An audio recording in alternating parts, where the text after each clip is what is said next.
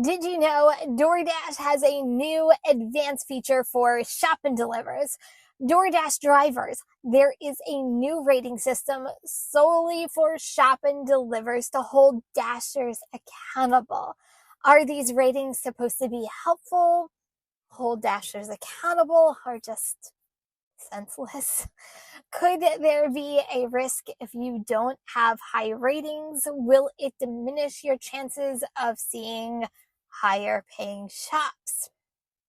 We are going to dive into this new DoorDash rating system for shop and delivers, go over each rating and what it truly means to dashers and what you as a dasher can do to increase your ratings for better chances for bigger shops. All ratings are for your last 40 shops. For me, I could easily do 40 shops in 1 week. If you are part-time, this could take you a while to cycle through if you get a rating that is lower than the DoorDash standard.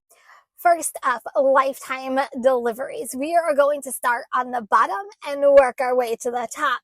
Now, I am a full-time dasher. I have over 14,000 deliveries through my lifetime of DoorDash. You can now see the lifetime deliveries of shop and delivers. And as you see, I have over 1,000 shop and delivers completed. I think I have great knowledge on shop and delivers at this point. From there, we move up to items that are missing. I have 0. According to DoorDash Pro, stay below 1%. This category really means if a customer reports they did not receive an item they ordered, it will show up here. I can see how mistakes happen with this category, especially now that DoorDash has multiple shops.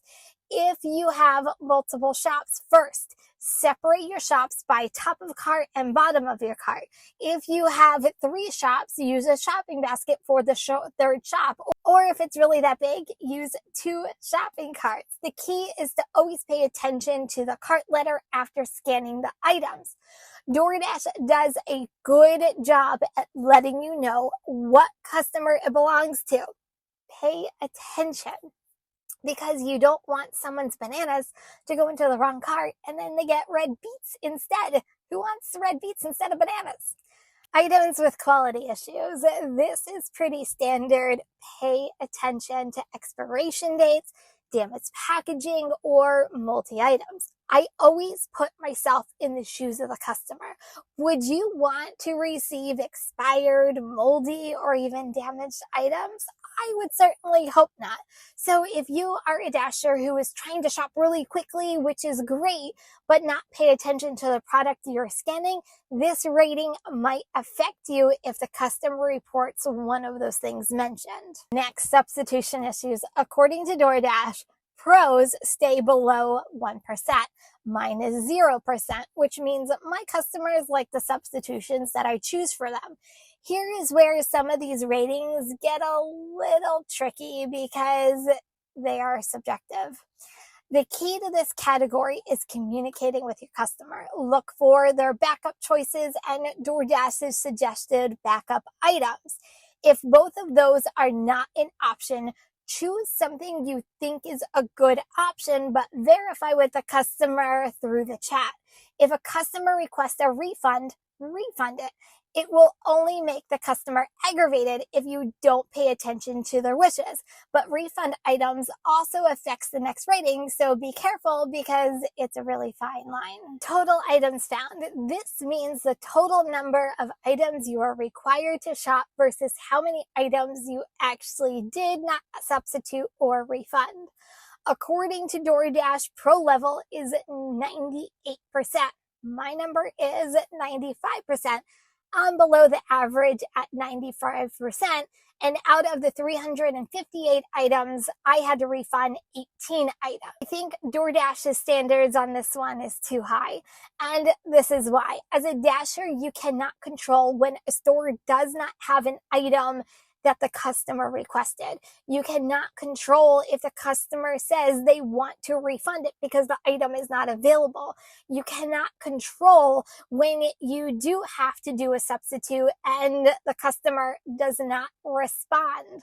Because if you substitute an item and they hate your substitution, it will affect the other rating we just talked about with the substitution issue. I hate ratings I do not have control over. For me, this is one of them.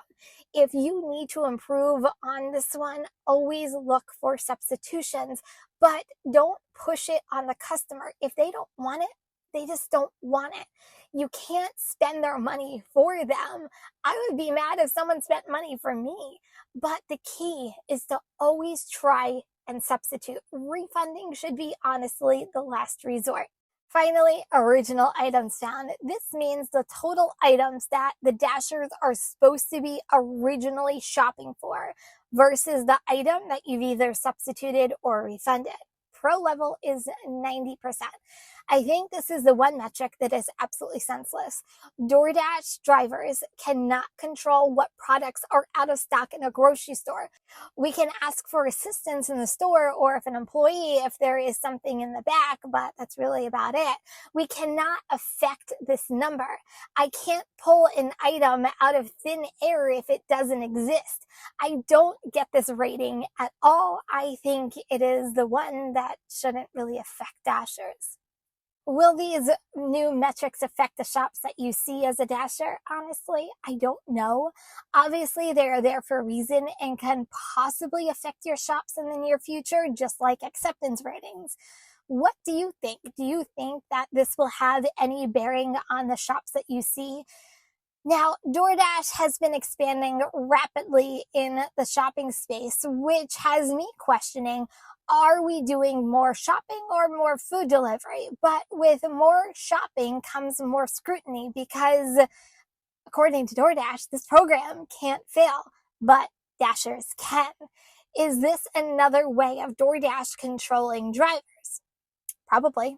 What has me questioning these metrics is the email we receive every Monday night, including fill rate, speed, and customer service. To me, those are the more tangible metrics. Wouldn't you think customer service should be in one of these top factors? It should be interesting as DoorDash keeps expanding to more and more merchants. And what do these ratings look like? And will these ratings lead to possible deactivations in the near future, just like completion ratings on our regular screen? Something to really think about. And if you are looking to learn about another new feature DoorDash is using in partnership with Wendy's to prevent fraud, check this video out next.